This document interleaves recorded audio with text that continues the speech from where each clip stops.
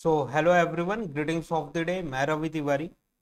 आज के सेशन में हम लोग आर्मेचर वाइंडिंग के बारे में डिस्कशन करेंगे। कॉइल क्या होता है, कॉइल साइड क्या होता है, जो बेसिक टर्मिनोलॉजी है आर्मेचर वाइंडिंग, इसको हम लोग समझने की कोशिश करते हैं। डिटेल सेशन रहेगा आज का और ओवरऑल अंडरस्टैंडिंग आर्मेचर वाइंडिंग के बारे में हम लोग क्रिएट करेंगे। हम लोग गेट एकेडमी के चैनल पे हैं एंड RRBJ 2024 में 7,900 प्लस पोस्ट है। एक अच्छी अपॉर्चुनिटी है। गेट एकेडमी का जो कोर्स है CBT 1 और CBT 2 दोनों चीज़ें जो कि RRBJ के ऑफिशियल वेबसाइट में जाने पे ऑफिशियल सिलेबस जो आप डाउनलोड करते हैं उसमें CBT 1 और CBT 2 जितने भी सब्जेक्ट्स हैं CBT 1 एंड CBT 2 में सारे के सारे सब्जेक्ट्स आपको 777 में प्रोवाइड किए जा रहे हैं। जिस डेट पे आप कोर्सेज में एनरोल करते हैं उसी सेम डेट पे इमीडिएटली आपको ऑफिशियल जो सिलेबस है उसमें जितने भी सब्जेक्ट मेंशन है सारे के सारे लेक्चर, सारे के सारे टॉपिक आपको प्रोवाइड कर दिए जाएंगे, जिसके कारण आप अपनी स्टडी को अपने अकॉर्डिंग प्लान कर सकते हैं। आपको किसी भी तरीके का वेट करने या फिर एक्सटर्नल सोर्सेस की ज़रूरत नहीं पड़ेगी। जो कैंडिडेट्स केवल और केवल CBT 1 में इंटरेस्टेड है, जो कि पूरा का पूरा नॉन टेक्निकल पार्ट है, वो 499 में कोर्सेस में एनरोल कर सकते हैं और अपने प्रिपरेशन को ब्यूटीफुल बना सकते हैं।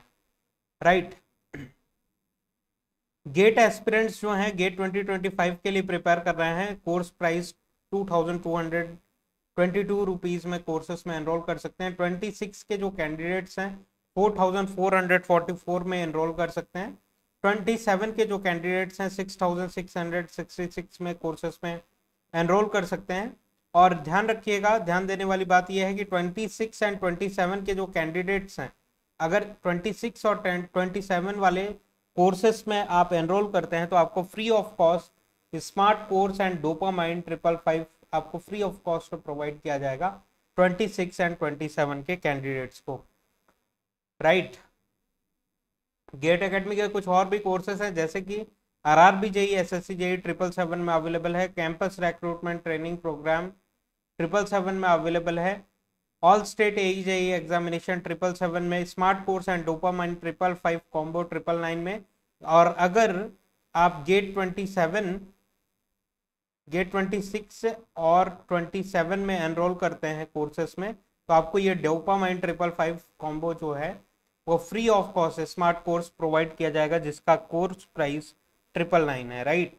ESC नॉन टेक्निकल में जैसे कि project management, engineering, drawing, environmental science, ICT, mathematics, जितने भी नॉन टेक्निकल सिलेबस है इंजीनियरिंग सर्विसेज का कंडक्टेड बाय UPSC, जिसका रिसेंटली अभी फॉर्म भी रिलीज हुआ है, तो आप 250 के लगभग पोस्ट देखने के लिए मिल रहे हैं, तो आप इन कोर्सेस में भी एनरोल कर सकते हैं, जिसका कोर्स प्राइस 777 है। इंडिविजुअल कोर्सेज भी अवेलेबल हैं, जैसे कि सिर्फ और सिर्फ आपको नेटवर्क में इंटरेस्ट है या मशीन में इंटरेस्ट है या पावर सिस्टम में इंटरेस्ट है या पावर इलेक्ट्रॉनिक में इंटरेस्ट है या सिग्नल सिस्टम में इंटरेस्ट है या फिर कंट्रोल सिस्टम में इंटरेस्ट है या एनालॉग इलेक्ट्रॉनिक्स में इंटरेस्ट है या कंट्रोलर्स में इंटरेस्ट है। राइट। तो आप इंडिविजुअल कोर्सेज भी परचेस कर सकते हैं। उसके लिए आपको गेट एकेडमी की ऑफिशियल वेबसाइट विजिट करनी पड़ेगी। राइट। या तो आप कॉम्बिनेशन में भी, कि सपोज करिए नेटवर्क के साथ आप मशीन परचेस कर सकते हैं या फिर मशीन के साथ पावर इलेक्ट्रॉनिक्स परचेस कर सकते हैं। अकॉर्डिंग टू योर चॉइस आप कॉम्बो और इंडिविजुअल भी कोर्सेस में एनरोल कर सकते हैं सब्जेक्ट्स में। ऑनलाइन टेस्ट सीरीज जो है गेट एकेडमी 2025 के लिए, गेट 2025 के लिए गेट एकेडमी के प्लेटफॉर्म पे, तो इलेक्ट्रिकल इंजीनियरिंग में टॉपिक वाइज टेस्ट 28 हैं, सब्जेक्ट वाइज बेसिक लेवल के टेस्ट 12 हैं, सब्जेक्ट वाइज एडवांस लेवल के टेस्ट 12 हैं एंड मल्टीपल सब्जेक्ट टेस्ट 14 है। फुल लेंथ मॉक टेस्ट 10 है। टोटल नंबर ऑफ टेस्ट 76 है। इन 76 टेस्ट के साथ आप अगर प्रिपेयर करते हैं तो अपने प्रिपरेशन को नेक्स्ट लेवल पे ले जा सकते हैं, क्योंकि इसमें जो क्वेश्चन डिजाइन है वेल डिजाइन क्वेश्चन है as per the GATE standard questions हैं। राइट। कि आपको ऑफिशियल गेट पेपर का एक्सपीरियंस करवाएंगी और आप अपने प्रिपरेशन को ऑल इंडिया लेवल पे जज कर सकते हैं, ऑल इंडिया लेवल पे जज कर सकते हैं, क्योंकि गेट एकेडमी के टेस्ट सीरीज में जितने भी कैंडिडेट्स हैं सारे के सारे कैंडिडेट्स इंटरेस्टेड होते हैं, ऑल इंडिया लेवल पे एनरोल करते हैं, तो आप अपने प्रिपरेशन को ऑल इंडिया लेवल पे जज कर सकते हैं, अपने परफॉर्मेंस को और भी ज़्यादा रेक्टिफाई कर सकते हैं, एनहांस कर सकते हैं। और टेस्ट सीरीज ही देना केवल इंपॉर्टेंट नहीं है, उसका डिटेल एनालिसिस आपको इस टेस्ट सीरीज में प्रोवाइड किया जाएगा कि टॉपर्स के मार्क्स कितने रहे, आप कौन से रैंकिंग में डिजर्व कर रहे हैं, राइट। ईच एंड एवरी सारे के सारे 76 टेस्ट में आपको ये सारी चीज़ें डीपली एनालिसिस देखने के लिए मिलेगा। जनरल एप्टीट्यूड, गेट के प्रिपरेशन में एप्टीट्यूड का पोर्शन अच्छा खासा होता है, एक इम्पॉर्टेंट सब्जेक्ट है। अगर आप इस QR कोड को स्कैन करते हैं तो आप एप्टीट्यूड के ई बुक तक पहुंच जाएंगे, जिसकी कोर्स प्राइस 222 है, plus GST available on Google e books, जिसमें numerical ability, logical reasoning, verbal ability, special aptitude, total number of pages 521 है। और इस गेट के एप्टीट्यूड ई बुक में प्रीवियस ईयर 15 ईयर्स के GATE question with detail solution available है, क्योंकि GATE academy आपको one and only one complete solution provide कर रहा है एप्टीट्यूड प्रिपेयर करने के लिए। आपको किसी भी एक्सटर्नल सोर्सेस की जरूरत नहीं रहेगी एप्टीट्यूड प्रिपेयर करने के लिए, राइट। तो चलिए आज का डिस्कशन हम लोग स्टार्ट करते हैं और आर्मेचर वाइंडिंग के बारे में बात करते हैं। आर्मेचर वाइंडिंग, तो इसके जो कॉन्फ़िगरेशंस होते हैं, जैसे कि कुछ वाइंडिंग होती है सिंगल लेयर वाइंडिंग कहते हैं हम लोग, कुछ वाइंडिंग डबल लेयर होती है, full pitching, short pitching winding, concentrated winding, distributed winding. तो इन सारी चीज़ों के बारे में आपको पता होना चाहिए, बेसिक डेफिनेशंस मालूम होने चाहिए, टर्मिनोलॉजीज मालूम होनी चाहिए, राइट। सिंक्रोनस मशीन में जो हम लोग यूज़ करते हैं AC मशीन्स में, मोस्टली प्रैक्टिकल मशीन्स में, लार्ज कैपेसिटी की मशीन्स में डबल लेयर वाइंडिंग हम लोग यूज़ करते हैं, फुल पिचिंग नहीं यूज़ करते हैं, शॉर्ट पिचिंग यूज़ करते हैं, कॉन्सेंट्रेटेड नहीं, डिस्ट्रीब्यूटेड वाइंडिंग यूज़ करते हैं। कॉन्सेंट्रेटेड वाइंडिंग का क्या मतलब होता है, जैसे कि ये ट्रांसफार्मर का कोर है, ट्रांसफार्मर का कोर है, यहाँ पे जो वाइंडिंग आपकी प्रोवाइड की गई है, ये सारे का सारा सेंटर कहाँ पे देखने के लिए मिल रहा है, दिस इज सेंटर, राइट। तो ये वाली वाइंडिंग को हम लोग किस नाम से जानते हैं, ट्रांसफार्मर की वाइंडिंग को कॉन्सेंट्रिक। सभी का सेंटर जो है वो सेम है, कॉन्सेंट्रिक है एंड कॉन्सेंट्रेटेड वाइंडिंग है, कॉन्सेंट्रेटेड वाइंडिंग है। जबकि जो आपकी रोटेटिंग इलेक्ट्रिकल मशीन होती है, जैसे कि इंडक्शन मशीन या फिर सिंक्रोनस मशीन, वहां पे हम लोग डिस्ट्रीब्यूटेड वाइंडिंग यूज करते हैं, ना कि कॉन्सेंट्रेटेड वाइंडिंग।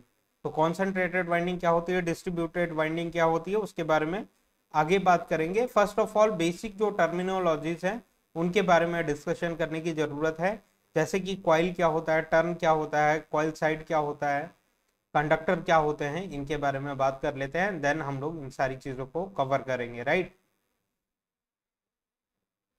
इसके भी बेसिस पे 1 और 2 मार्क्स के क्वेश्चंस मल्टीपल एग्जामिनेशन में देखने के लिए मिलते हैं, स्टेट AE/JEE एग्जामिनेशन में और RRB JEE के एग्जामिनेशन में। तो कवर करते हैं हम लोग, जैसे कि कंडक्टर के बारे में बात करें, कंडक्टर को Z से रिप्रेजेंट करते हैं हम लोग। एंड कंडक्टर का जो बेसिक डेफिनेशन है, active length of the wire under the influence of field flux, active length of the wire under the influence of field flux, की लेट सपोज कि ये एन पोल ऑफ दी, ये जो है ये पूरा का पूरा एन पोल है स्टेटर में। जैसे कि अगर हम लोग एक्टिव लेंथ मशीन को ड्रॉ करते हैं तो कुछ इस तरीके से ड्रॉ करते हैं पेपर में, ऑन पेपर,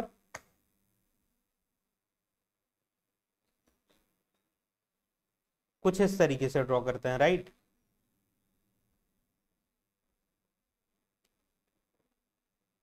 ये पूरा का पूरा स्टेटर हो गया, ये bull eye hooking kind of phenomena in order to lift the machine, और ये बेस रहता है जो कि अर्थ में रिविटेड रहता है, मशीन हवा में तो रहेगी नहीं, तो ये बेस काइंड ऑफ अरेंजमेंट रहता है। और ये क्या है, N और S पोल्स हैं जिसको फॉर्म करते हैं, ये इलेक्ट्रोमैग्नेट्स होते हैं इलेक्ट्रिकल मशीन्स में, क्योंकि हम लोग स्मॉल टॉयज के बारे में बात नहीं कर रहे हैं, ह्यूज पावर हैंडलिंग कैपेसिटी के मशीन्स के बारे में बात कर रहे हैं।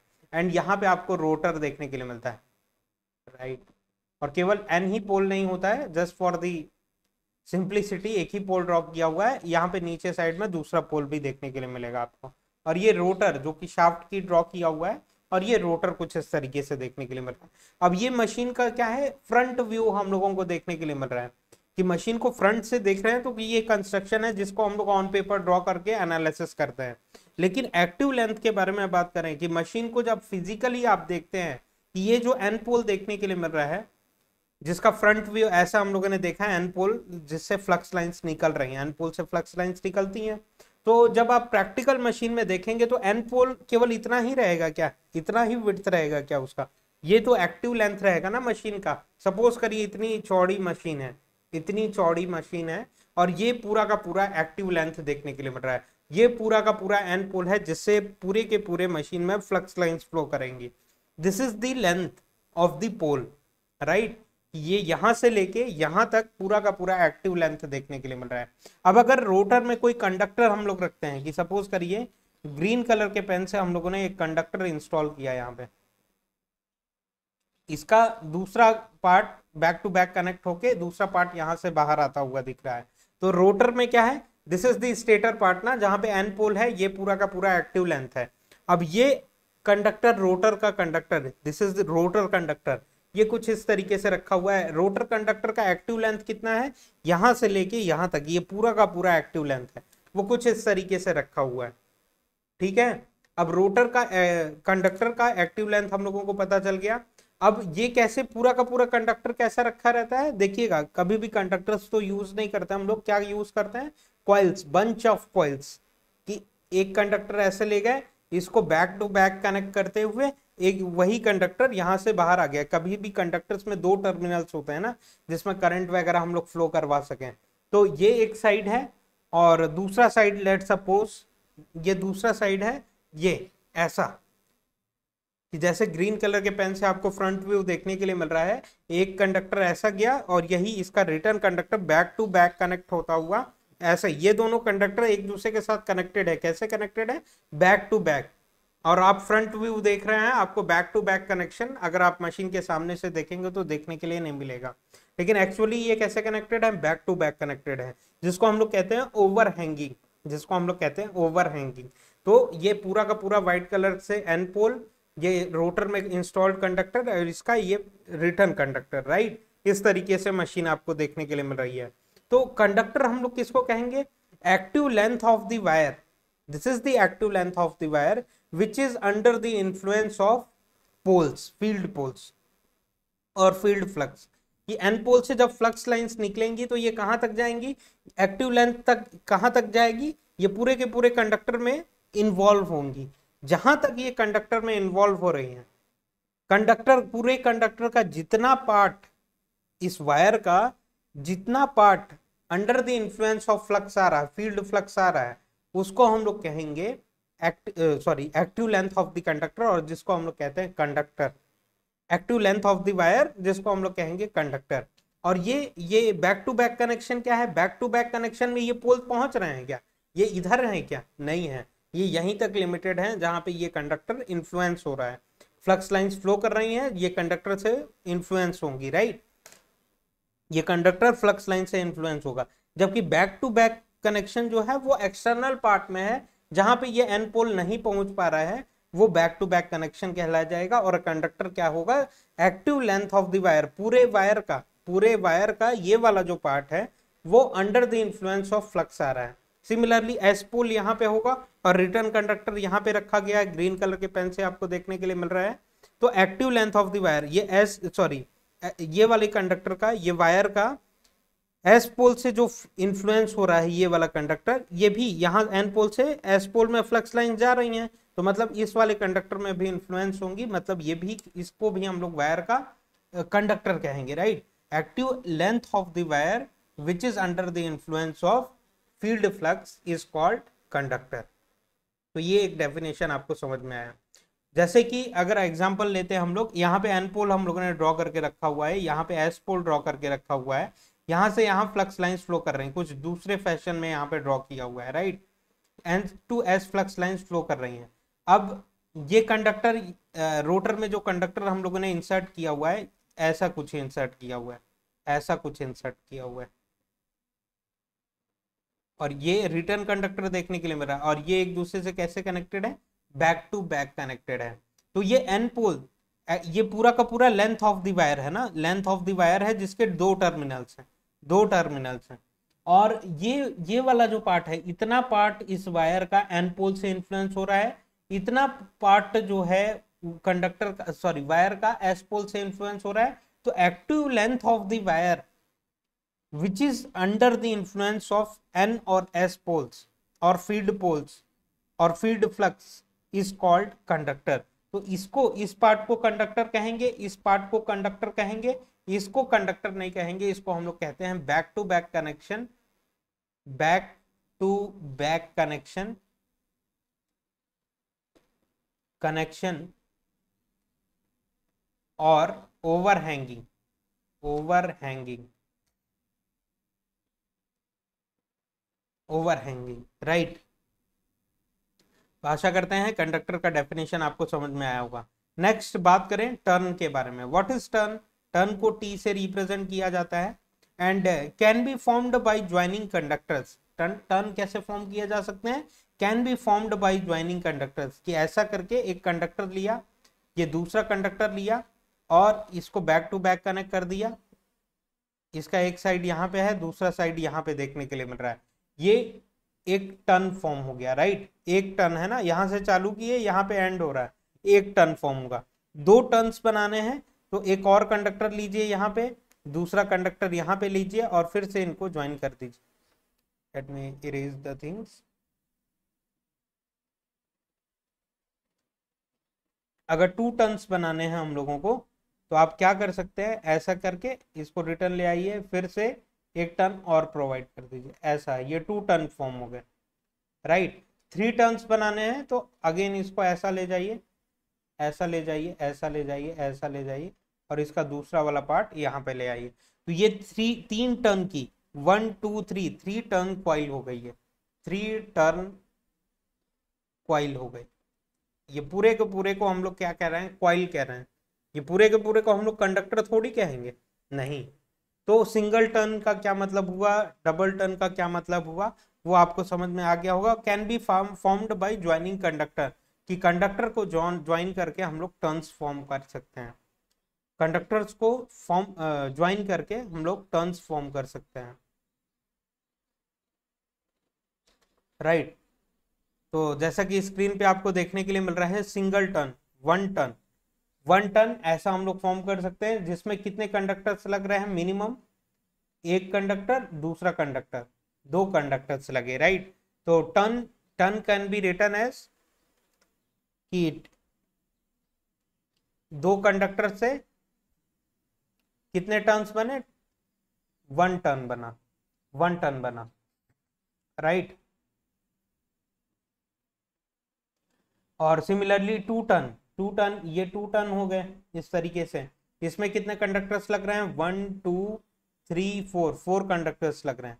तो 4 डिवाइडेड बाई 2 अगर हम लोग कर देते हैं तो 2 टर्न्स फॉर्म हो गए, 2 टर्न्स फॉर्म हो गए, राइट। सिमिलरली 3 टर्न बनाना है तो 1 2 3 4 5 6, 6 कंडक्टर्स लगे, 6 डिवाइडेड बाई 2 किए तो 3 टर्न्स फॉर्म हो गई। ये कितनी टर्न्स हैं, 3 टर्न्स फॉर्म हुई है, 3 टर्न्स फॉर्म हुई है, राइट। तो जनरल अगर एक्सप्रेशन लिखना रहे, मैथमेटिकल एक्सप्रेशन, अदरवाइज अंडरस्टैंडिंग ही हमारे लिए काफ़ी है। विजुअलाइज कर लें चीज़ों को तो सारी चीज़ें कैलकुलेट हो सकती हैं, फॉर्मूला की ज़रूरत नहीं है। अदरवाइज आप डायरेक्ट फॉर्मूला भी रिमेंबर कर सकते हैं कि T turns, number of turns अगर आपको फाइंड आउट करना है तो total number of conductors divided by 2 कर दीजिए।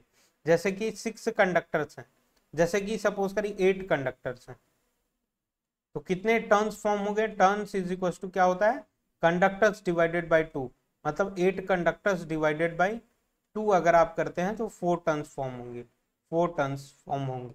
मतलब 8 कंडक्टर से कितने टर्न्स बनाए जा सकते हैं, 4 टर्न्स बनाए जा सकते हैं। तो ये एक बेसिक डेफिनेशन देखने के लिए मिल रहा है, बेसिक एक्सप्रेशन देखने के लिए मिल रहा है मैथमेटिकल। तो जैसे कि एग्जांपल लेते हैं हम लोग, 500 कंडक्टर्स हैं हमारे पास, 500 कंडक्टर्स हैं, इसमें से कितने टर्न्स बनाए जा सकते हैं, डिवाइड बाई 2 कर दिया हम लोगों ने तो 250 टर्न्स आ गए, 250 टर्न्स बनाए जा सकते हैं इससे। तो सिमिलरली इसी एक्सप्रेशन को फर्दर अगर एक्सप्रेस करें तो जेड इज इक्वल टू क्या लिखा जा सकता है, 2t। Z is equal to 2t, मतलब total number of conductors is equal to 2 multiplied with turns, जितने टर्न्स हैं उसमें 2 का मल्टीप्लाई कर दीजिए, कंडक्टर्स निकल के चले आएंगे, राइट। तो जेड जहां पे total number of armature conductors को रिप्रेजेंट कर रहा है। कंडक्टर क्या होता है, active length of the wire which is under the influence of field flux और field poles is called active length, sorry, is called conductor. Total number of conductors per phase, total number of conductor, देखिए Z क्या होता है, total number of conductor. Conductor per phase चाहिए तो obvious सी बात है, 3 phase की मशीन हमारी बनने जा रही है, तो पर फेज तो 3 से डिवाइड कर दीजिए, एक फेज में कितने कंडक्टर्स हैं वो पता चल जाएंगे। तो जेड डिवाइडेड बाई 3 अगर हम लोग कर देते हैं तो कंडक्टर्स पर फेज निकल के चले आएंगे, right. Similarly turn per phase और एनपीएच से भी रिप्रेजेंट किया जा सकता है, कभी टर्न को टी से रिप्रेजेंट करते हैं, कभी टर्न्स को एन से भी रिप्रेजेंट करते हैं। तो टर्न पर फेज आपको चाहिए या फिर एन पर फेज जो कि टर्न पर फेज होता है, अगर ये आपको चाहिए तो आपको क्या करना पड़ेगा, टी क्या होता है, total number of turns, per phase चाहिए तो डिवाइडेड बाई 3। अब turn turn is equal to क्या होता है, total number of conductors divided by 2, total number of conductors divided by 2 और यहाँ पे multiplied with 3, multiplied with 3, right. तो ये क्या लिखा जा सकता है इसको, Z divided by 6, Z divided by 6। और जहां पे जेड, जेड क्या है, टोटल नंबर ऑफ कंडक्टर्स है, total number of conductor per phase, क्योंकि टर्न पर फेज चाहिए तो कंडक्टर पर फेज कितना हो जाएगा, Z divided by 3 multiplied with 6, right.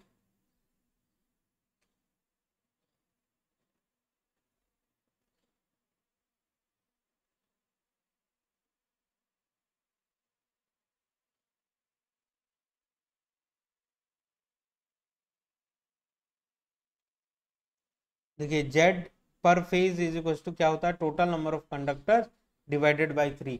तो अगर आप जेड पता है आपको और जेड पी एच के फॉर्म में लिखना है तो 3 मल्टीप्लाइड विथ, यहाँ पे ये मिस्टेक है,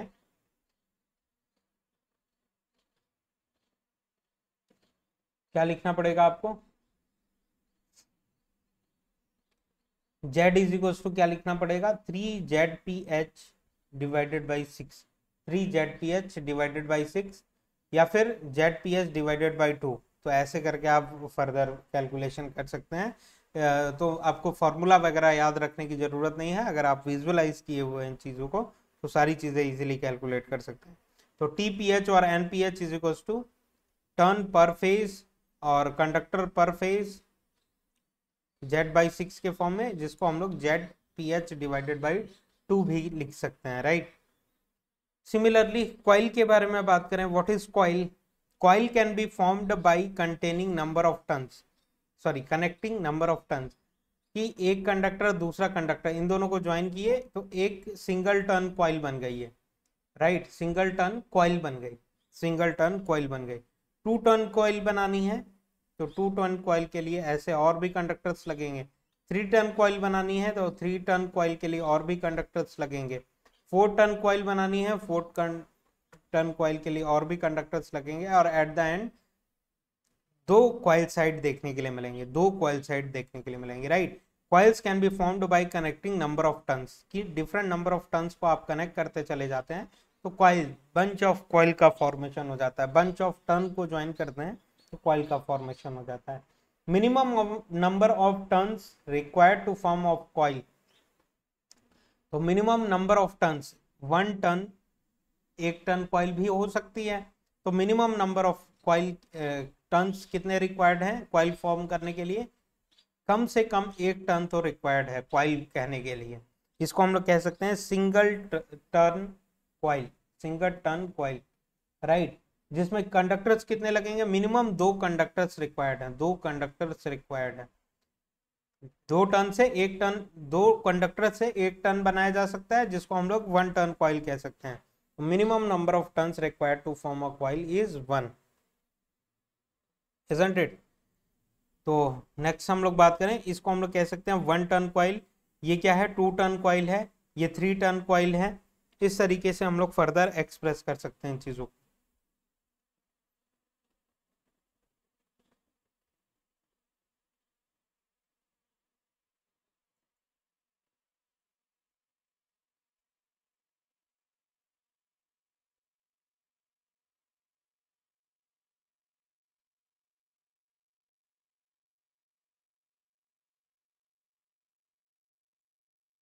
ठीक है,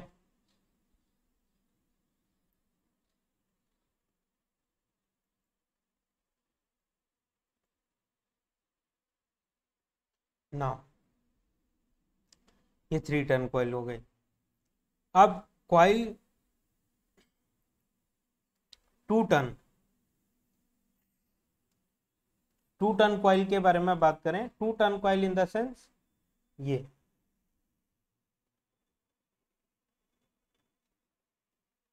कितने टर्न्स हैं इसमें, 2 टर्न्स हैं, एक टर्न दूसरा टर्न। तो ये 2 टर्न कॉइल हो गई। इसमें कंडक्टर्स कितने रिक्वायर्ड है, 1 2। टर्न्स कितने रिक्वायर्ड है, 2 टर्न्स। कंडक्टर्स कितने रिक्वायर्ड है, जस्ट 2 से मल्टीप्लाई कर दीजिए, 2 divide multiplied with 2। 4 number of conductor से 2 टर्न कॉइल बनाई जा सकती है। तो 4 number of conductors required. N turn coil के लिए 2 multiplied with N conductors required, right, 2 multiplied with N conductors required.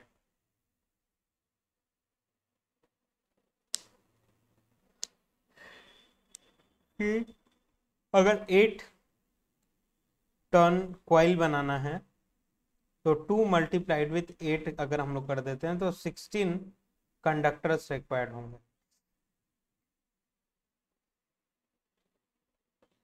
तो ये सब आपको मैथमेटिकल एनालिसिस में नहीं जाना है, आपको विजुअलाइजेशन बेसिस पे ये सारा आइडिया लग जाएगा जब हम लोग क्वेश्चन सॉल्व करेंगे। Coil sides,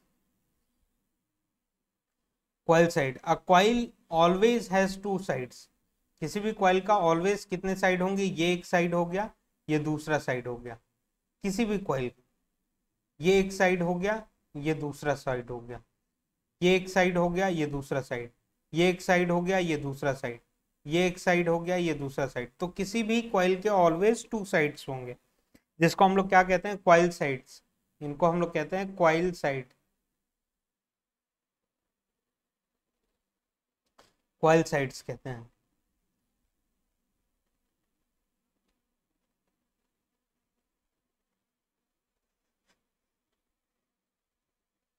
A coil always has 2 sides and these sides are placed in slots।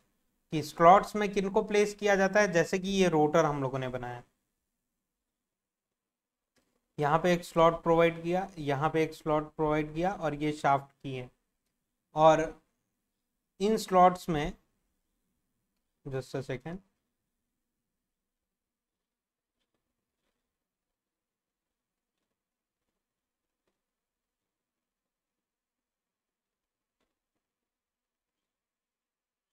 ऐसे करके स्लॉट्स देखने के लिए मिल रहे हैं आपको, रोटर स्लॉट्स।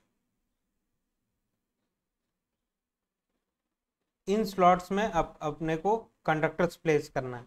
एक कंडक्टर, एक कॉइल साइड यहाँ पे प्लेस कर दिया, एक कॉइल साइड यहाँ पे प्लेस कर दिया। These are called coil side.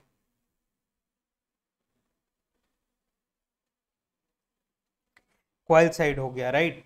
कि कॉइल साइड क्या कहला रहा है कि इस तरीके से कंडक्टर था, ये कंडक्टर था, इनको ज्वाइन करके हम लोगों ने कॉइल बनाया पहले।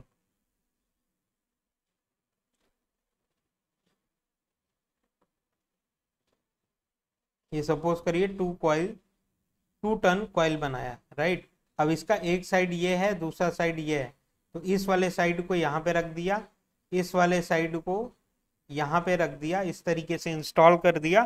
तो a coil always has 2 sides and these sides are placed in slots। अब ये फ्रंट व्यू में देखने में ऐसा देखने के लिए मिल रहा है, लेकिन अगर हम लोग एक्टिव लेंथ अगर देखते हैं, इसका एक्टिव लेंथ फ्रंट व्यू देखें तो इतना ही देखने के लिए मिलेगा, लेकिन एक्टिव लेंथ तो ऐसा होगा ना, जिसमें इधर एक कॉइल साइड रखी हुई है, bunch of coil, bunch of turns रखे हुए हैं, बंच ऑफ कंडक्टर रखे हुए हैं, और इसका दूसरे साइड में अगेन बंच ऑफ कंडक्टर्स रखे हुए हैं जो कि अनदर कॉइल साइड फॉर्म कर रहे हैं, लाइक दैट, राइट। तो इमेजिनेशन के साथ चलिए थोड़ा। coil always has two sides and these sides are placed in slots. Simple सी बात है. नेक्स्ट, एक कॉइल साइड ये हो गया, दूसरा कॉइल साइड ये, इसको हम लोग यहां से रिप्रेजेंट कर रहे हैं, इसको हम लोग इस चीज से रिप्रेजेंट कर रहे हैं. ये 3 टर्न कॉइल है ना, 3 टर्न कॉइल है. ये कॉइल साइड 1 हो गया, ये कॉइल साइड 2 हो गया. 3 कंडक्टर्स इधर लगे हैं, 3 कंडक्टर्स इधर लगे हैं. तो टर्न्स कितने हैं? 3. तो कंडक्टर्स कितने होंगे? 3 × just a second.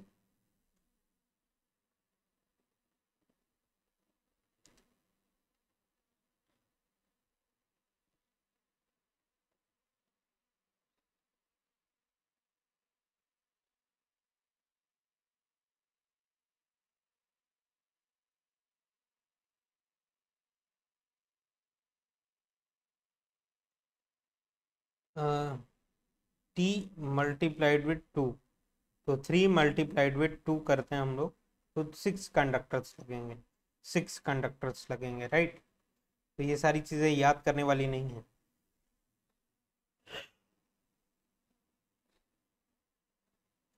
In both coil sides the number of conductors remains same. In both coil sides the number of conductors remains same. कि जितने कंडक्टर्स इस कॉइल साइड में है वही सेम यहां से रिटर्न हुए हैं ना, तो सेम नंबर ऑफ कंडक्टर्स दूसरे कॉइल साइड में भी होंगे. तो नंबर ऑफ कंडक्टर्स दोनों कॉइल साइड में चेंज नहीं हो. Just for the remembrance. अब बात करते हैं कॉइल स्पैन की या फिर कॉइल पिच की. कॉइल स्पैन या कॉइल पिच के बारे में बात करते हैं. तो क्या होता है कॉइल स्पैन या फिर कॉइल पिच? इसको वाई एस से हम लोग डिनोट करते हैं, वाई एस से डिनोट करते हैं. कॉइल स्पैन या फिर coil pitch, it is the distance between to coil sides in terms of electrical degree or mechanical degree or number of slots present in between of two sides. तो it is the distance between the two coil sides, कि दो coil sides के बीच का difference जो होता है, दो coil sides के बीच का जो डिफरेंस होता है उसको हम लोग कहते हैं coil span. In terms of electrical degree or mechanical degree or number of slots present in between of two sides. Just a second.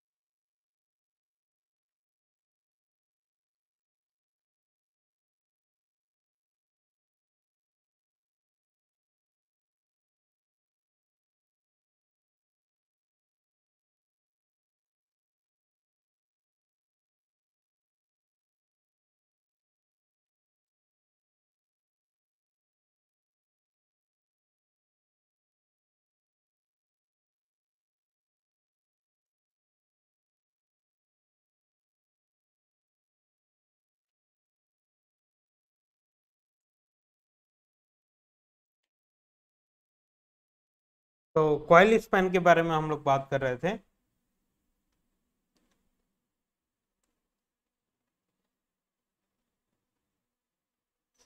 तो जैसे कि दो किसी भी कॉइल के दो कॉइल साइड हो, ऐसा कुछ।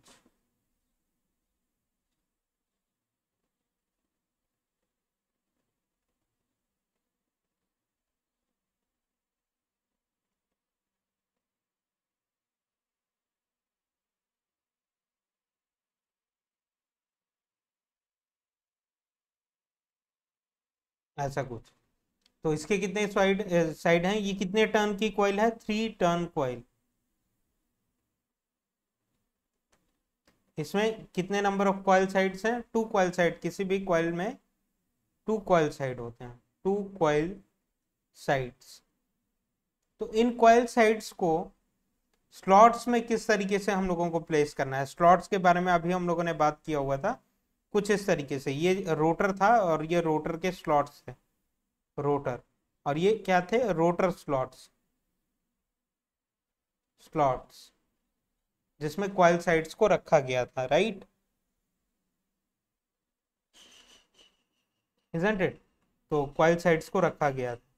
तो वैसे ही मल्टीपल रोटर में क्या होंगे, या स्टेटर में ही बात कर लेते हैं, इस बार स्टेटर में बात कर लेते हैं कि let suppose we have this kind of construction.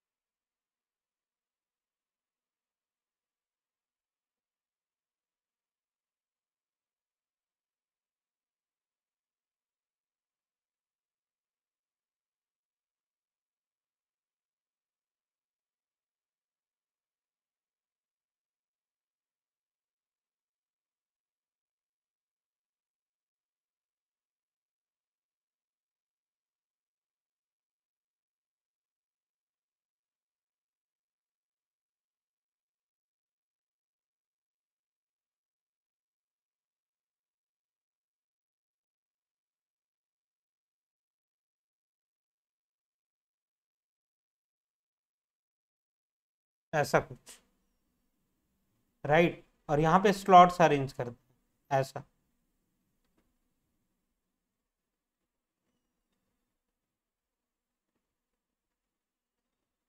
देखिएगा स्टेटर में इनर पेरीफेरी में स्लॉट्स होते हैं, जबकि रोटर में आउटर पेरीफेरी में स्लॉट्स होते हैं।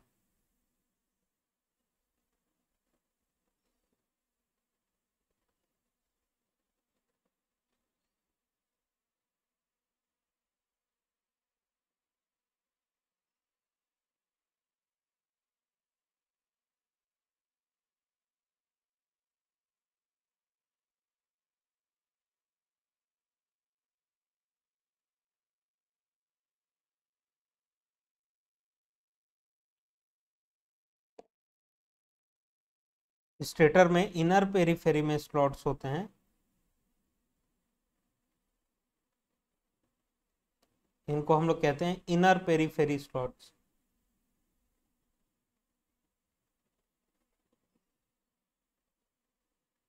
स्लॉट्स, और इसको कहते हैं बुल आई, जो कि स्टेटर को रिप्रेजेंट कर रहा है, राइट। ऐसे कुछ स्लॉट्स बने हुए हैं जिनमें कॉइल साइड्स हम लोग प्लेस करते हैं। कि सपोज करिए ये पूरा जो कॉइल 3 टर्न का फॉर्म किया हुआ था हम लोगों ने, इसका एक कॉइल साइड यहाँ पे प्लेस किया, दूसरा कॉइल साइड हम लोगों ने यहाँ पे प्लेस किया, दूसरा कॉइल साइड यहाँ पे प्लेस किया। तो इन दोनों के बीच में कितना स्पैन है, इन दोनों के बीच में कितना स्पैन है, this is called coil span, Y S, इसको हम लोग कहते हैं कॉइल स्पैन। समझ में आ रही होगी बात आपको कि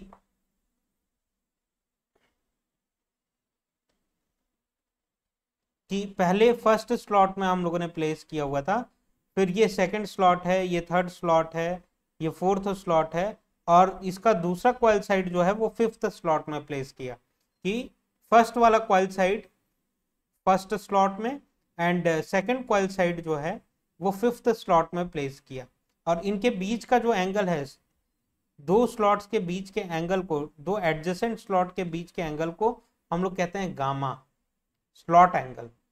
दो एडजेसेंट स्लॉट के बीच के एंगल को हम लोग कहते हैं गामा, इसको हम लोग कहते हैं स्लॉट एंगल। तो इस मशीन को बीचों बीच ऐसा कट करते हैं हम लोग और ऐसा एक्सटेंड कर देते हैं, तो ये ओवरव्यू आपको देखने के लिए मिलेगा, राइट, कि ये लीनियर एक्सटेंशन है मशीन का, जबकि एक्चुअली मशीन कैसी होती है प्रैक्टिकली देखेंगे तो ऐसी होती है। तो ये स्लॉट एंगल क्या रिप्रेजेंट करता है, इसका डेफिनेशन क्या होता है, angle contributed by two adjacent slots is called gamma, is gamma, right, slot angle, isn't it? आशा करते हैं आपको समझ में आ रहा होगा। तो फर्स्ट कॉइल साइड और सेकंड कॉइल साइड के बीच का जो डिफरेंस है उसको हम लोग कॉइल स्पैन के नाम से जानते हैं, और इनमें कितना डिफरेंस है, 4 स्लॉट्स का डिफरेंस है, 1 2 3 4, 4 स्लॉट्स का डिफरेंस है, कि फर्स्ट वाला कॉइल साइड फर्स्ट में प्लेस्ड है, एंड देन सेकंड में नहीं, थर्ड में नहीं, फोर्थ में नहीं, फिफ्थ में प्लेस्ड। तो 5 - 1 जो कि 4 आएगा, यही हो जाएगा कॉइल स्पैन, यही हो जाएगा कॉइल स्पैन। और अगर आपको कॉइल स्पैन कैसे निकालना है, and slot minus starting slot.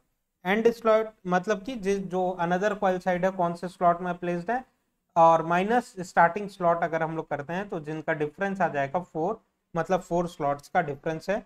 Coil span कितना है, 4 स्लॉट्स का है। अब कॉइल स्पैन इन मैकेनिकल डिग्रीज, मैकेनिकल डिग्रीज में बात करें तो 4 स्लॉट्स का डिफरेंस है 4 slots multiplied with gamma, right, कि दो एडजेसेंट स्लॉट्स के बीच का एंगल अगर गामा है, दो एडजेसेंट स्लॉट के बीच का एंगल गामा है, तो गामा मैकेनिकल डिग्रीज में अगर आपको कॉइल स्पैन रिप्रेजेंट करना है तो टोटल नंबर ऑफ स्लॉट्स का डिफरेंस कितना है, 4 स्लॉट्स का डिफरेंस है, कॉइल स्पैन है। कॉइल स्पैन को अगर मैकेनिकल डिग्रीज में रिप्रेजेंट करना है तो 4 times of gamma, 4 times of gamma. तो total number of slot difference multiplied with slot angle अगर हम लोग कर देते हैं तो वो मैकेनिकल डिग्रीज में कॉइल स्पैन निकल के आ जाएगा। Angle between two adjacent slots जिसको हम लोग कहते हैं gamma. Coil span in electrical degrees, तो आपको पता होना चाहिए relation, electrical degrees is equal to P/2 times of mechanical degrees, ये आपको पता होना चाहिए, राइट, ये आपको पता होना चाहिए। जस्ट अ सेकेंड,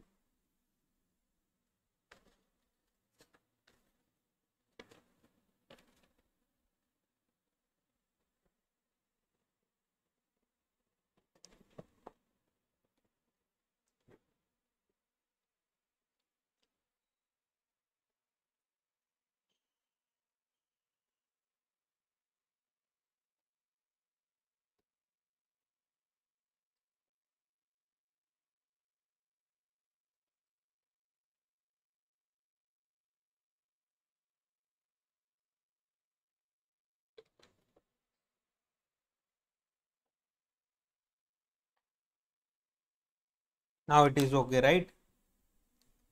तो हम लोगों का डिस्कशन हो रहा था electrical degrees and mechanical degrees में रिलेशन। तो मैकेनिकल डिग्रीज में अगर आपको पता है 4 टाइम्स ऑफ गामा, तो इलेक्ट्रिकल डिग्रीज में P/2 times of 4 gamma, 4 slots का difference multiplied with gamma, right, coil span multiplied with gamma. Coil span कितना है, 4 स्लॉट का है, तो ये कॉइल स्पैन आ जाएगा इलेक्ट्रिकल डिग्रीज के फॉर्म में। कुछ नहीं, कुछ रिमेंबर करने वाली चीजें नहीं है। जैसे कि आपको पता है कि किसी भी कॉइल में 2 कॉइल साइड होते हैं, एक कॉइल साइड यहाँ पे रखा हुआ है, एक कॉइल साइड यहाँ पे रखा हुआ है, राइट। तो इन दोनों के बीच में कितने स्लॉट्स आ रहे हैं वो कैसे निकालेंगे, कॉइल स्पैन कैसे निकालेंगे, YS कैसे निकालेंगे, कि 5th वाले स्लॉट में सपोज करिए सेकंड कॉइल साइड रखा हुआ है, तो 5th वाला स्लॉट माइनस फर्स्ट वाला स्लॉट, 5 - 1 4 स्लॉट का डिफरेंस आ गया, जो कि कॉइल स्पैन हम लोगों को स्लॉट्स के टर्म्स में पता चल गया। अब कॉइल स्पैन अगर आपको मैकेनिकल डिग्रीज में चाहिए तो आप कैसे निकालेंगे, किसी भी दो एडजेसेंट स्लॉट के बीच का डिफरेंस जो होता है, जो एंगल कंट्रीब्यूट होता है दोनों के बीच में, मैकेनिकल एंगल कंट्रीब्यूट होता है, उसको गामा से रिप्रेजेंट करते हैं।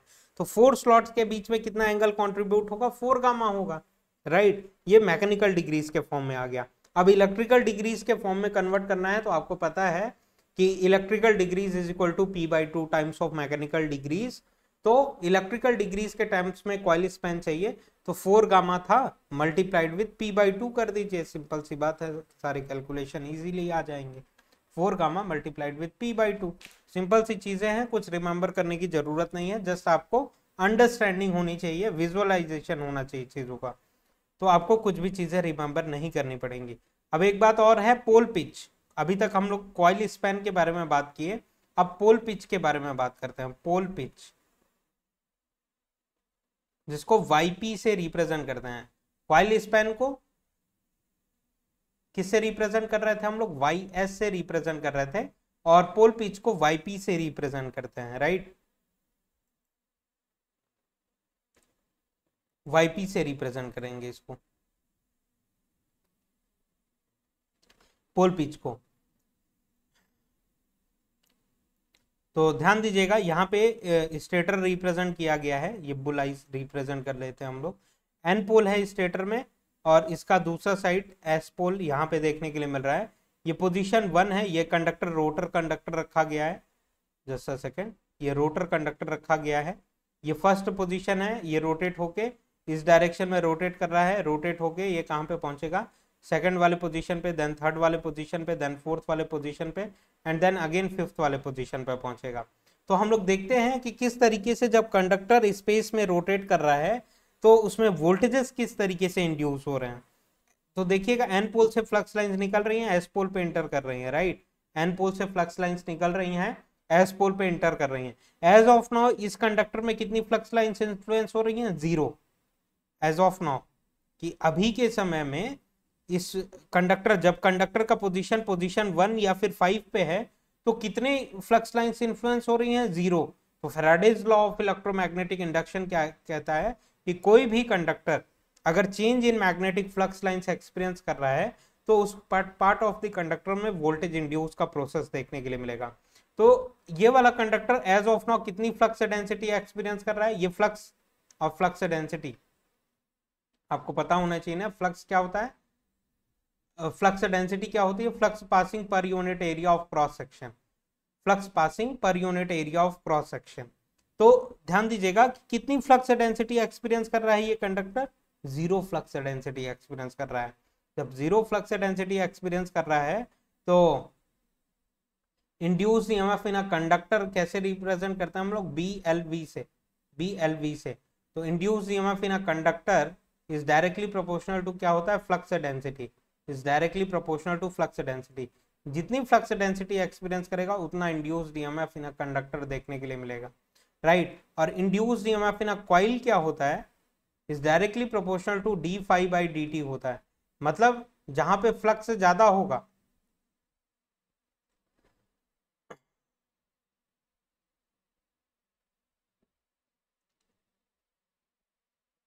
Induced EMF in a coil is directly proportional to d∅dt।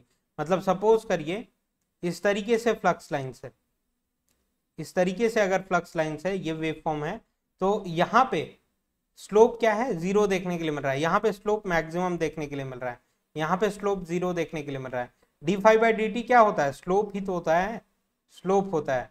तो मतलब कि इस पर्टिकुलर पोजीशन पे induced EMF in a coil क्या होगा, 0 होगा, क्योंकि induced EMF in a coil d∅dt के बराबर होता है, स्लोप के बराबर होता है।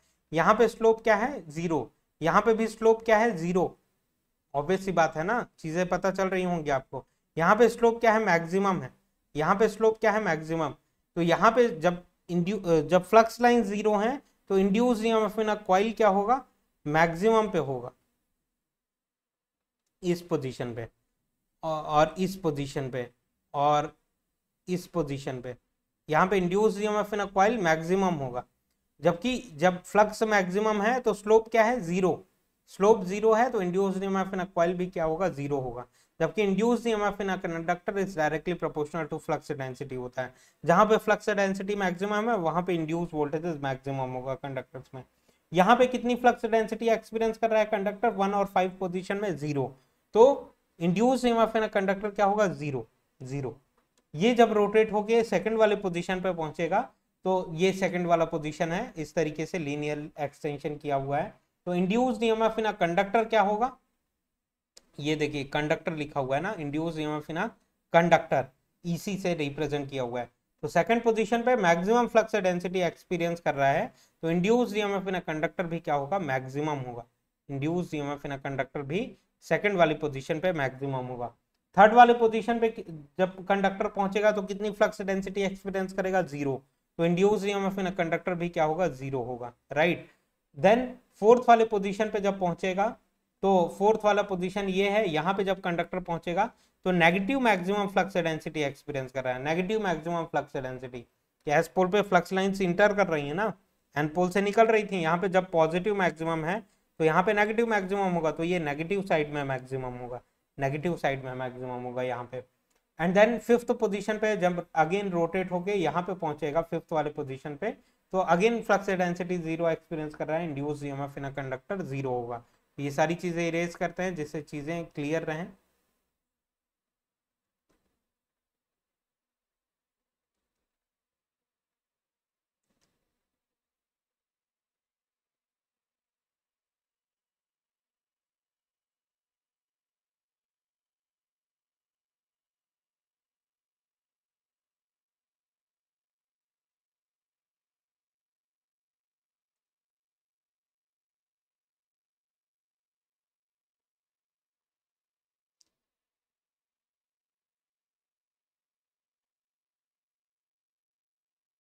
तो आशा करते हैं आपको चीजें समझ में आ गई होंगी, राइट।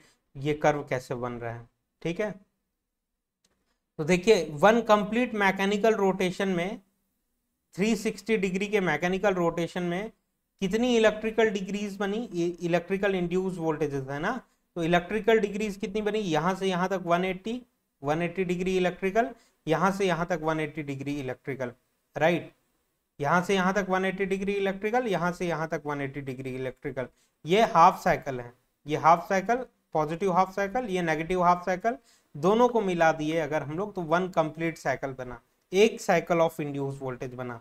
टू पोल की मशीन में कंडक्टर्स के एक रोटेशन में कितने साइकिल्स ऑफ इंड्यूस वोल्टेजेस बन रहे हैं, one cycle, one complete cycle of induce voltage बन रहा है। सिमिलरली अगर फोर पोल की मशीन होती तो, फोर पोल की मशीन होती तो ध्यान से देखिएगा, कंडक्टर एज ऑफ नाउ यहां पे है in middle position between N S, and then ये भी अगेन एन होगा और ये एस होगा, राइट। ये थोड़ा करेक्ट कर लीजिएगा, अगर यहाँ पे है तो 0 flux density experience, N to S flux lines flow कर रही हैं ऐसी, N to S flux lines flow कर रही हैं, N to S flux lines flow कर रही हैं, N to S flux lines flow कर रही हैं, राइट। एंड देन ये पूरा का पूरा स्टेटर का पार्ट है, ये पूरा का पूरा स्टेटर का पार्ट है,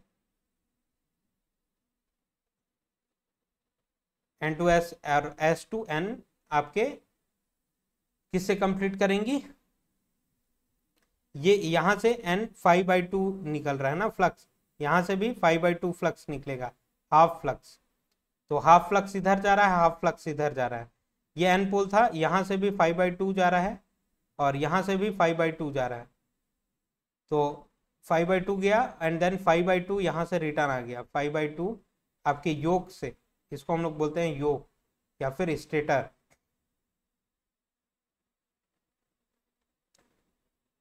स्टेटर का जो आउटर पार्ट होता है उसको योक कहते हैं। तो एस टू एन ट्रेवल कर रहा है, देखिए इनसाइड द मटेरियल कैसा फ्लक्स फ्लो करेगा, एस से एन, जबकि आउटसाइड एयर में कैसा फ्लो करेगा, एन टू एस। अब ये एन से एस में गया, एस से एन में रिटर्न आ गया, एन से एस में गया, एस से एन में रिटर्न आ गया, ऐसा, राइट। तो ऑलवेज देखिए योक में कितनी फ्लक्स लाइंस फ्लो कर रही हैं, 5/2, ऑलवेज योक में कितनी फ्लक्स लाइंस फ्लो करती हैं, 5/2। अब ये सारी चीजें इरेज करते हैं ना हम लोग,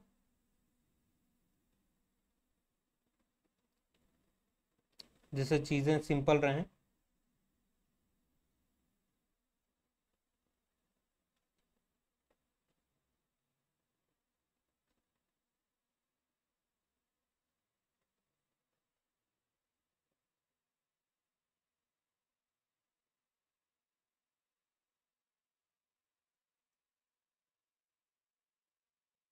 इस चीज को थोड़ा करेक्ट कर लीजिएगा कि यहाँ पे n है, यहाँ पे s, and then again n, and then this is s। तो इस वाले सेंटर पे रखा हुआ है, या फिर इस सेंटर पे रखा हुआ है, या इस सेंटर पे रखा हुआ है, या इस सेंटर पे रखा हुआ है, इस पोजीशन में फ्लक्स लाइंस, कितनी फ्लक्स लाइंस एक्सपीरियंस कर रहा है ये कंडक्टर?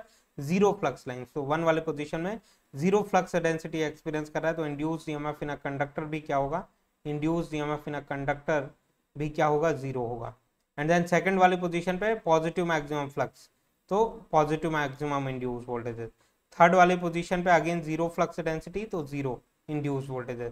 फोर्थ वाले पोजीशन पे again negative maximum flux, negative maximum flux, तो negative maximum flux, and then zero, यहाँ पे जीरो, एंड देन यहाँ पे एन पे पॉजिटिव मैक्सिमम फ्लक्स। देखिए एन, ये सेकंड वाला एन पोल से इन्फ्लुएंस हो रहा है, देन फोर्थ वाला पोजीशन एस से, एंड देन सिक्स वाला पोजीशन एन से, एंड सेवेंथ वाला एट्थ वाला पोजीशन जो है वो अगेन एस से इन्फ्लुएंस हो रहा है। तो जहां पे भी एन से इन्फ्लुएंस हो रहा है वहां पे पॉजिटिव इंड्यूस वोल्टेजेस, जहां पे एस से इन्फ्लुएंस हो रहा है वहां नेगेटिव इंड्यूस वोल्टेज, एन से पॉजिटिव, एस से नेगेटिव, राइट। बाकी सारी जगह पे जीरो जीरो फ्लक्स डेंसिटी। तो ये वाला कंडक्टर एक कंप्लीट रोटेशन किया, 4 पोल की मशीन में वन कंप्लीट रोटेशन में, वन कंप्लीट मैकेनिकल रोटेशन में कितने साइकिल्स ऑफ इंड्यूस वोल्टेज बने? देखिए 2 complete cycles of induce voltage बने। यहां से यहां तक एक कंप्लीट साइकिल, एंड देन यहां से यहां तक एक complete cycle, 2 cycles of induce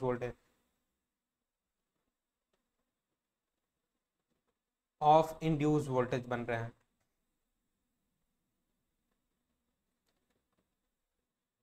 right.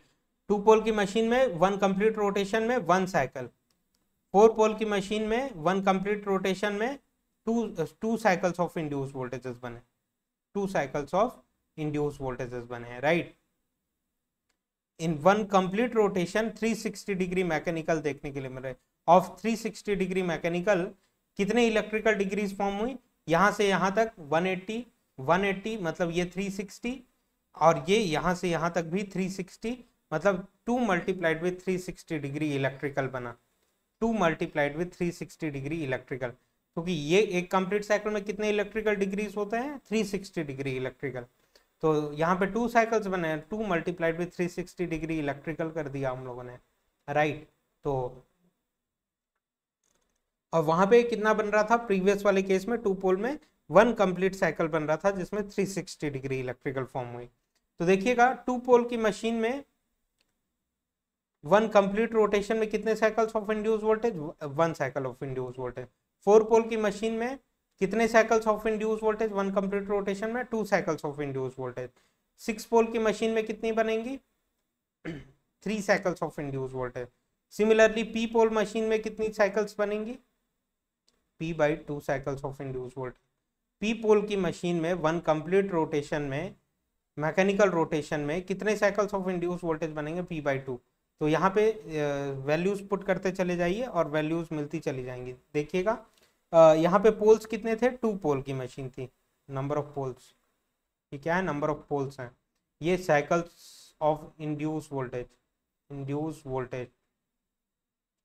तो p/2 मतलब 2 से p/2, p क्या है? 4 है, डिवाइडेड बाई 2, p क्या है? 6 है, 6 डिवाइडेड बाई 2, तो 3, और यहाँ पे 2, और यहाँ पे 1। तो ये 1 cycle of induce voltage, 2 cycle of induce voltage, 3 cycle of induce voltage.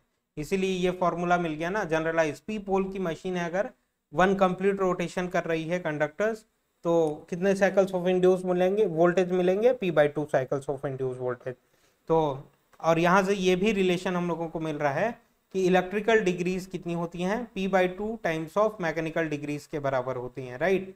कैसे, यहाँ पे देखिएगा इलेक्ट्रिकल डिग्रीज हम लोगों को निकालना था, तो P/2 4 डिवाइडेड बाई 2 किया, और मैकेनिकल डिग्रीज 1 कंप्लीट रोटेशन कर रहा था 360 डिग्री का, 360 डिग्री का, तो 2 1 जा 2, 2 2 जा 4।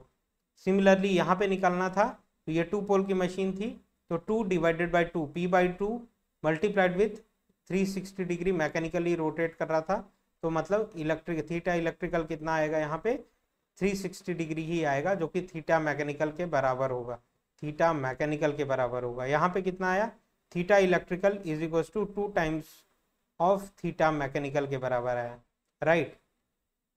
तो ये जनरलाइज्ड एक्सप्रेशन हम लोगों को देखने के लिए मिल रहा है। तो इसको ऑन पेपर खुद से ड्रॉ करिएगा, समझने की कोशिश करिए, because this is not the movie, this is not the movie, you have to give the effort, right. अब पोल पिच के बारे में हम लोग डिस्कशन कर रहे थे, पोल पिच क्या होता है। तो कॉइल स्पैन हम लोगों ने बात कर लिया, पोल पिच के बारे में बात करते हैं, YP से रिप्रेजेंट करते हैं इसको। The peripheral distance, just a second,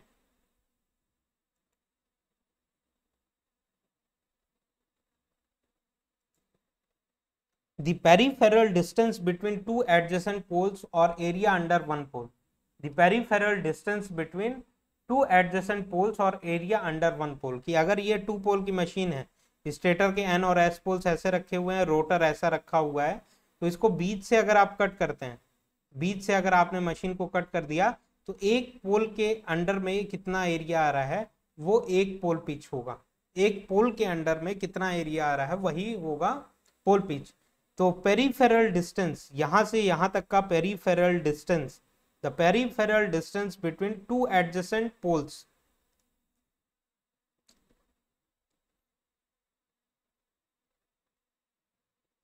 the peripheral distance between two adjacent poles is called pole pitch और एरिया अंडर वन पोल। चाहे तो आप इसको ऐसा कट करिए, ऐसा कट करिए, और यहां से यहां तक के बीच का जो पेरीफेरल डिस्टेंस है, इसको भी हम लोग पोल पिच कह सकते हैं, या तो इसको भी कह सकते हैं, या फिर पोल पिच हम लोग इसको भी कह सकते हैं। जितना डिस्टेंस यहां से यहां तक का है, वही डिस्टेंस तो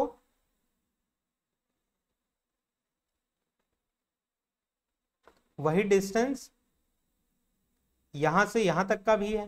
जस्ट अ सेकेंड यार,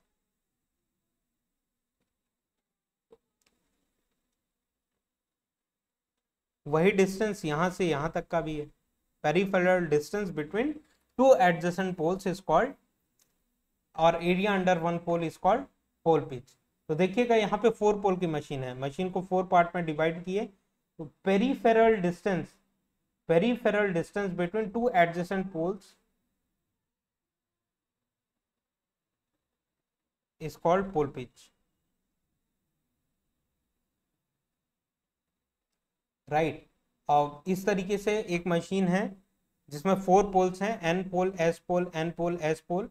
तो कैसे आप फाइंड आउट करेंगे, इस तरीके से 4 पार्ट में डिवाइड करेंगे, यहाँ से यहाँ तक का बीच का डिस्टेंस जो है peripheral distance between two adjacent poles और एरिया अंडर वन पोल। तो एक पोल के अंडर में कितना एरिया आ रहा है, इतना एरिया आ रहा है, जितना डिस्टेंस यहाँ से यहाँ तक का है वही डिस्टेंस यहाँ से यहाँ तक का है। तो आप कह सकते हैं area under the one pole और peripheral distance between the two adjacent poles is called pole pitch. आशा करते हैं आपको समझ में आ रहा होगा, और आप खुद से ड्रॉ करके ऑन पेपर डेफिनेशन अगर लिखते हैं तो ज़्यादा अंडरस्टैंडिंग क्लियर होगी, बिकॉज मूवी नहीं है, आपको खुद से एफर्ट करना पड़ेगा, right.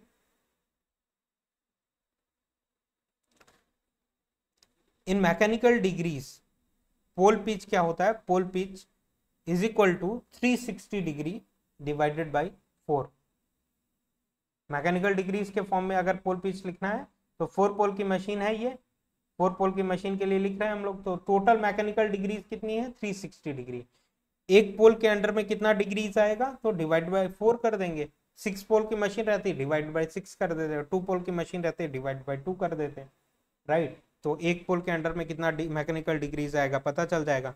Total number of slots कितने आ रहे हैं, 8 स्लॉट्स।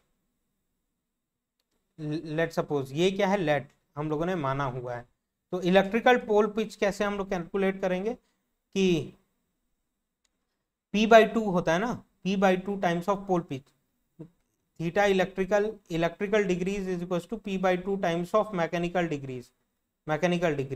तो मैकेनिकल डिग्रीज कितनी आई हुई है, 360 degree divided by 4, 360 degree divided by 4, ये mechanical degrees multiplied with P/2, मतलब 4 पोल्स थी, 4 पोल की मशीन थी, डिवाइड बाई 2 किया हम लोगों ने और मल्टीप्लाइड विथ पोल पिच कर दिया, तो ये आ गया 180 degree electrical. Just a second, multiplied with pole pitch नहीं किए हुए हैं, P/2 times of mechanical degrees किया, 180 डिग्री इलेक्ट्रिकल आ गया, राइट। एक पोल के अंडर में, ये ऑलवेज ट्रू है ना, चाहे 2 पोल की मशीन हो, चाहे 4 पोल की मशीन हो, चाहे 6 पोल की मशीन हो, ये फॉर्मूला ऑलवेज वैलिड, सॉरी, ये under one pole pitch, under one pole pitch always 180 degree electrical होता है, चाहे वो कितने भी पोल की मशीन हो, चाहे वो कितने भी पोल की मशीन हो। ये रिमेम्बरेंस है, इंपॉर्टेंट पॉइंट है। देखिएगा अंडर वन पोल पिच कितना इलेक्ट्रिकल डिग्री होता है। देखिए एक पोल था ना, इस पोल के अंडर में कितनी इलेक्ट्रिकल डिग्रीज आई, यहां से यहां तक 180 डिग्री। इस पोल के अंडर में कितनी इलेक्ट्रिकल डिग्रीज आई, 180 डिग्री। इस पोल के अंडर में कितनी इलेक्ट्रिकल डिग्रीज आई, 180 डिग्री। इस पोल के अंडर में कितनी आई, 180 डिग्री। ये 2 पोल की मशीन थी, तो 2 पोल की मशीन में भी यहां से यहां तक 180 डिग्री इलेक्ट्रिकल, यहां से यहां तक 180 डिग्री इलेक्ट्रिकल।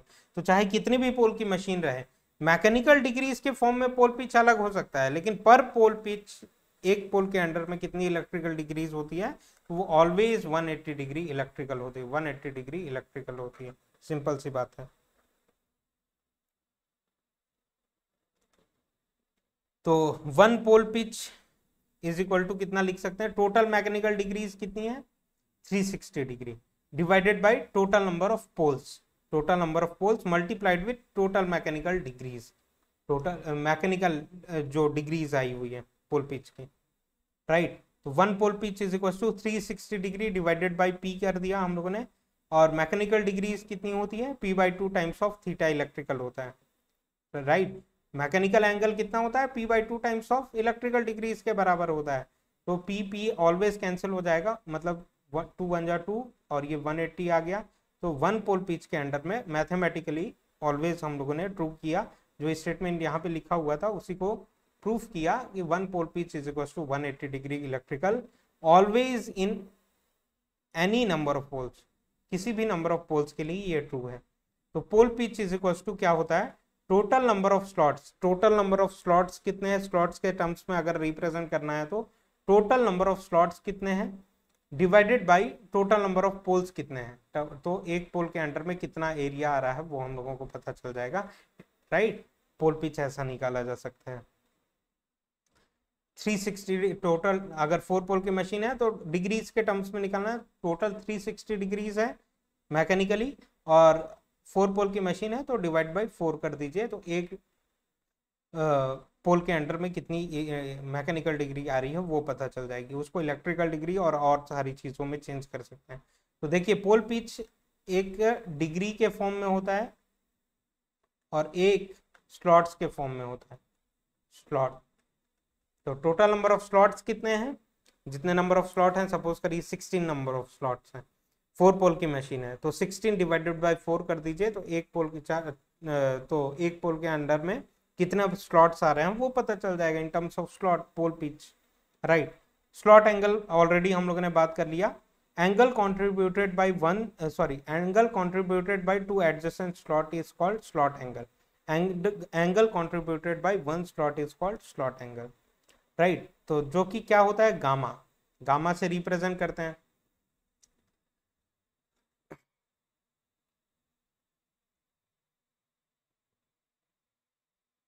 तो गामा कैसे निकाला जा सकता है, देखिए मशीन का ओवरव्यू कैसा है, ऐसा है, मल्टीपल स्लॉट्स हैं, ऐसे स्लॉट है, ऐसा स्लॉट है, ऐसा स्लॉट है, ऐसे स्लॉट्स हैं, ऐसे स्लॉट हैं। टोटल नंबर ऑफ स्लॉट्स कितने हैं, टोटल नंबर ऑफ स्लॉट कितने हैं, टोटल नंबर ऑफ डिग्रीज कितनी है, 360 डिग्री, टोटल डिग्रीज 360 डिग्री है।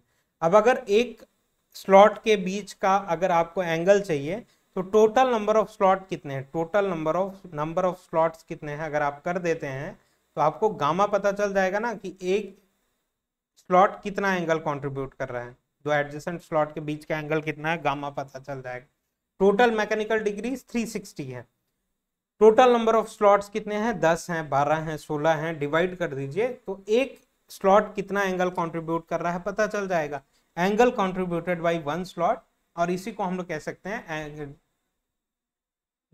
Angle contributed by two adjacent slots, तो ये गामा होता है, राइट, जिसका एक्सप्रेशन ये है इन मैकेनिकल डिग्रीज। ये मैकेनिकल डिग्रीज में कैलकुलेट किए हुए ना।